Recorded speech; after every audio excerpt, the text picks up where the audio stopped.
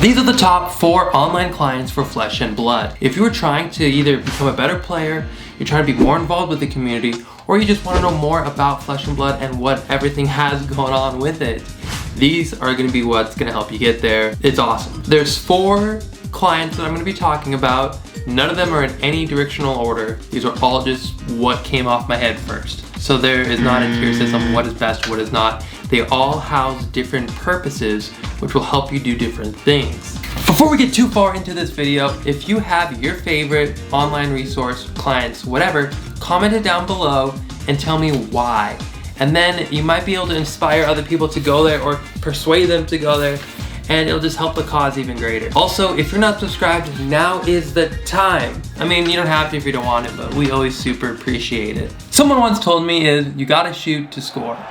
So we're gonna try our best. Coming in at number 4, we have flesh&blood.db. This is a Flesh and Blood deck builder website which will help you craft and create a collection of decks that you enjoy and tweak them online. If you don't want to be writing down pen and paper every single day, you don't have to anymore. If you don't want this, the notepad, we don't need you to have a notepad because it's all online digitally.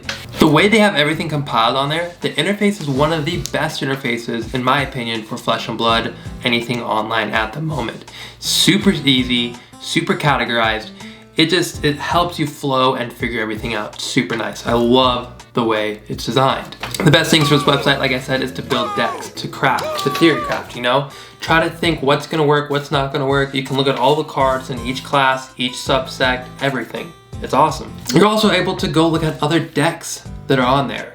So you're able to look at everybody else's decks, and then you can read the title and description and get to know everything that you need to know about that deck if they wrote that down in the description. I know for SNEEP at least, Eric's made a couple deck lists. You throw them up on the fab.db and then write a nice description, and we've shared those links out.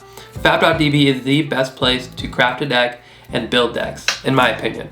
Coming in at number 3, we have the Discord community. This community is huge and has a huge variety of different categories of everything that's going on inside of it. You can start with, if you're just beginner, learn the game. From there, you can also sell cards. You're able to look at each hero in every single format and talk to people who are also passionate about that hero and throw around deck ideas, throw around what you think would make it better, what would be worse, or even just BS on why you like the hero. You're able to find inspiration from other good players who is on there talking. If you have questions or you need help with any idea or rulings or whatnot, there's a page for that, and you can just message people and they're more than likely to be happy to help. If you make content and you want to be promoting that kind of thing, there's a page for that. So if you want to do self-promotions, jam it there. Also, if you don't have anyone to play with and you want someone to play with either on Tabletop Simulator or on Skype or whatever, there's chats for that where you can find people who can play with you online. If you have no one else around right now, or if you just don't have anyone in general, there's people that will happily join and play with you. Coming in at number 2, this is an up-and-coming hot rising star. This is Talisher.net, or more probably known as Flesh and Blood Online. But it is not related and or associated with Flesh and Blood, like the actual company as a whole. It's a fan project that's making a Flesh and Blood online client. This kind of reminds me of Cockatrace back in the MTG days, but that's just me. The interface is still a little wonky, but it's something that you can get used to. No issues there, you just have to kind of, you know, work through it, get through the bugs, figure out how it works and whatnot. It's really great if you have no one else to play with online or you ride solo. You can always find games on there, input your decks, play what you want, and play test. The great thing about this is you don't need a scheduled time to be playing with other online people. You just get on and play, which is the beauty of it. It's also consistently growing. It has been taking leaps and bounds every time I hop on there. This thing is going to become massive if it's not already massive enough. But this is probably going to be the premier Flesh and Blood online client to play on. It's just going to take some time. Definitely, if you're playing and you don't want to stick to a schedule with the team or whatnot, this is the place to check out to play with. Coming in at number 1, Tabletop Simulator. This is one of the best ways to play, test, and hang out with the boys, the teams, the girls, whoever. It's just an awesome place to hang out in. But there is one issue with Tabletop Simulator, which to myself it's not an issue, but to some people it might be, just depending on finances. And what that is, it costs $15 to begin with. But then after that $15, everything else is free. But you're able to play with any deck, any card, through Tabletop Simulator for free after you own the game. It's just an online plugin that goes into Tabletop Simulator, which boots up all the cards. What's really sweet about Tabletop Simulator is you have full control over everything. So if you want to take back a play, you're more than welcome to. If you think a different line might work out better, go back a couple of sequences and try that out.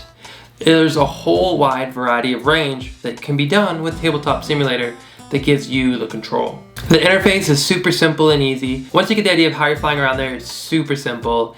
It's definitely my favorite just to sit back, relax, and play on because it's interactive enough where it's almost like you're playing in person because you are moving every single aspect and piece of the board state. So instead of just clicking around on like a scroll mouse, it kind of automatically does it. It's like three-dimensional where you're in it and you're actually moving things around, so it keeps your mind working a little more. I will add an honorable mention though, and that's going to be any single Facebook group that Flesh and Blood has. If it's not the selling, if it's not the competitive, or just the fan page. All the Facebook groups are also a great place to start with, where you're trying to communicate, share ideas, figure anything out. Facebook is an awesome place. That will be our honorable mention. This has been the list of the top 4 Flesh and Blood websites, clients, whatever you want to call them. I'm a super big fan. Everybody that makes these and puts time and effort into making these better, I really appreciate you. You guys are doing us a big favor and a service. So it's awesome, thank you. If you had any other thoughts about any other online resources that you like, definitely comment down below so I know and then other people can know and they can share this experience together.